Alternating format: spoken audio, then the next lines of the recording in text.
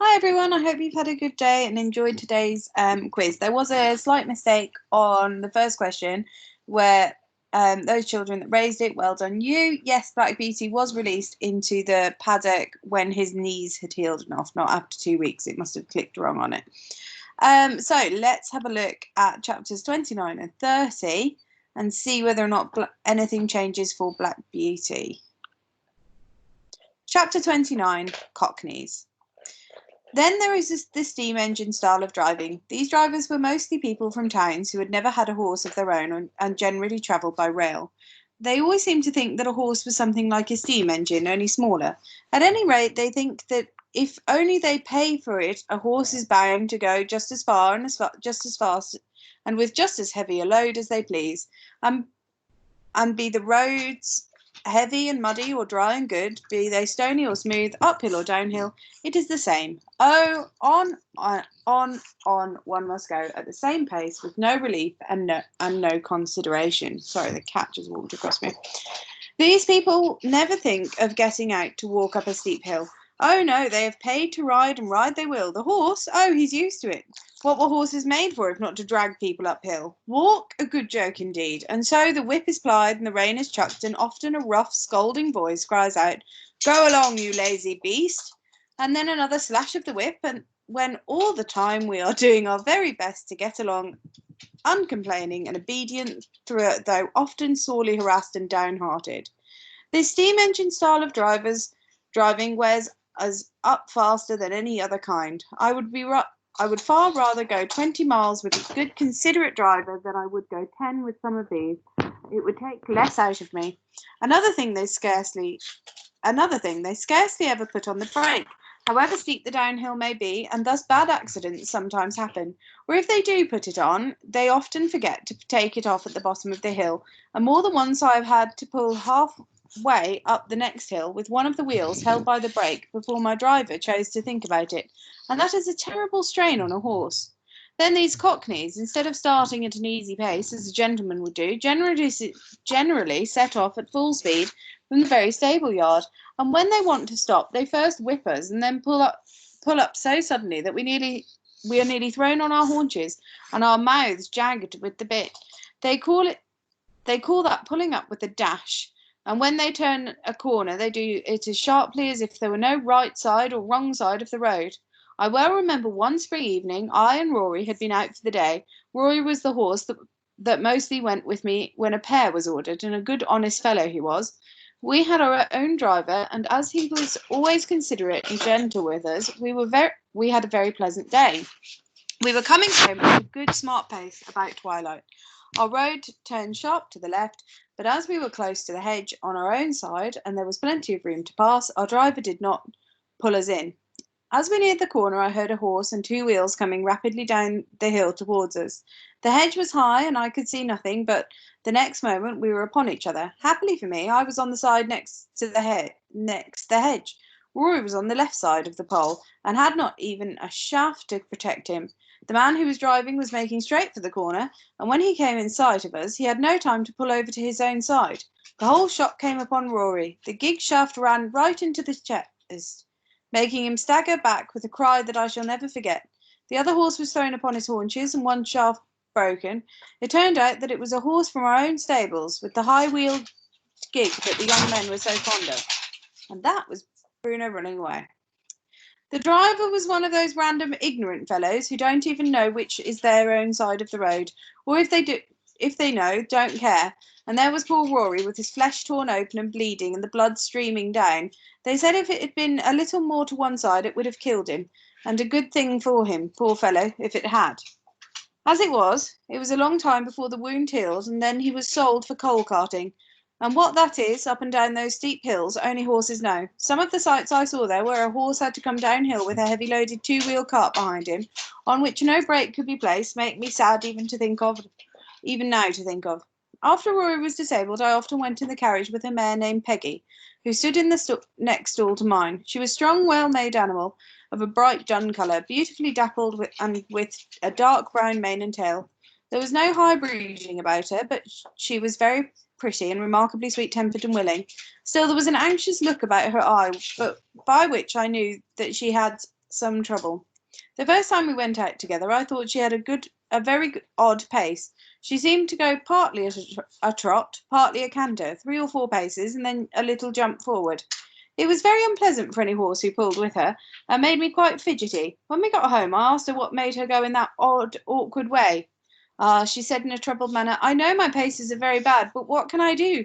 It really is not my fault. It is just because my legs are so short. I stand nearly as high as you, but your legs are a good 3 inches longer above your knee than mine, and of course you can take much longer step and go much faster. You see, I did not make myself. I wish I could have done so. I would have had long legs then.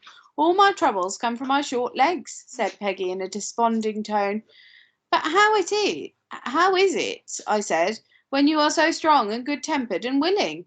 Why, you see, said she, men will go so fast, and if one can't keep up to other horses, it is nothing but whip, whip, whip all the time. And so I have had to keep up as hard as I could, and have got into this ugly shuffling pace.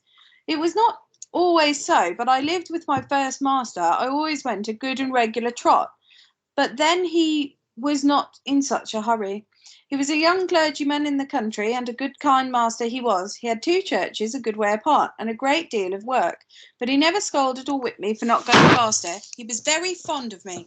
I only wish I was with him now, but he had to leave and go on to a large town, and then I was sold to a farmer. Some farmers, you know, are capital masters, but I think this one was a low sort of man. He cared nothing about good horses or good driving. He only cared for going fast. I went as fast as I could, but that would not do, and he was always whipping. So I got into this way of making a spring forward to keep up. On market nights, he used to stay very late at the inn and then drive home at a gallop. One night he was galloping home as usual, when all of a sudden the wheel came against some great heavy thing in the road and turned the gig over in a minute. He was thrown out, and his arm broken, and some of his ribs, I think. At any rate, it was the end of my living with him, and I was not sorry. But you see, it will be the same everywhere for me. If men must go fast, I wish my legs were longer. Poor Peggy! I was very sorry for her, and I could not comfort her, for I knew how hard it was upon slow-paced horses to be put with fast ones. All the whipping comes to their share, and they can't help it. She was very, very often used in the phaeton, and was very much liked by some of the ladies because she was so gentle. And some time after this she was sold to 2 ladies who drove themselves and wanted a safe, good horse. I met her several times out in the country, going a good steady pace and looking as gay and contented as a horse could be. I was very glad to see her, for she deserved a good place. After she left us, another horse came in her stead. He was young and had a bad name for shying and starting, by which he had lost a good place. I asked him what made him shy. Well, I hardly know, he said. I was timid when I was young, and I was a good deal frightened several times. And if I saw anything strange, I used to turn and look at it. You see, with our blinkers, one can't see or understand what a thing is unless one looks round. And then my master always gave me a whipping, which of course made me start on, and did not make me less afraid. I think if he would have let me look at things quietly and see there was nothing to hurt me, it would have been all right, and I should have got used to them. One day an old gentleman was riding with him, and a large piece of white paper or rag blew just on one side of me. I shied and started forward. My master, as usual, whipped me smartly, but the old man cried out, "You're wrong, you're wrong. You should never whip a horse for shying. He shies because he is frightened, and you only frighten him more and make the habit worse. So I suppose all men don't do so. I am sure I don't want to shy for the sake of it, but how should one know what is dangerous and what is not if one is never allowed to get used to anything? I'm never afraid of what I know. Now I was brought up in a park where there were deer. Of course, I knew them as well as I did a sheep or cow, but they are not common, and I know many sensible horses who are frightened at them, and who kick up quite a shindy before they will pass a paddock where there are deer. I knew what my companion said was true, and I wished that every young horse had as good masters as Farmer Gray and Squire Gordon. Of course, we sometimes came in for good driving here. I remember one morning when I was put into the light gig and taken to the house in Pulteney Street. 2 gentlemen came out. The taller of them came round to my head. He looked at the bit and bridle and just shifted the collar with his hand to see if it fitted comfortably. "Do you consider this horse wants a curb?" he said to the hostler. "Well," said the man, "I should say he would go just as well without. He has an uncommon good mouth, and though he is a fine spirit, he has no vice, but we generally find people like the curb. I don't like it, said Jib the gentleman. Be so good as to take it off and put the rein in at the cheek. An easy mouth is a great thing on a learned journey. It is not, old fellow, he said, patting my neck. Then he took the reins, and they both got up. I can remember now how quietly he turned me around, and then, with a light feel of the rein and drawing the whip gently across my back, we were off. I arched my neck and set off my best pace. I found I had someone behind me who knew a good horse ought to be driven. It seemed like old times again and made me feel quite gay. This gentleman took a great liking to me, and after trying me several times with the saddler, he prevailed upon my master to sell me to a friend of his who wanted a safe, pleasant horse for riding. And so it came to pass that in the summer I was sold to Mr. Barry. Okay, we're going to stop there because that was a really long chapter.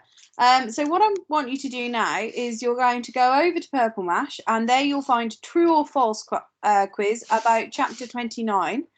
And then tomorrow we'll carry on with chapter 30, just because chapter 29 was a really long chapter and quite a bit happened in that. So I want you to really be able to think it over.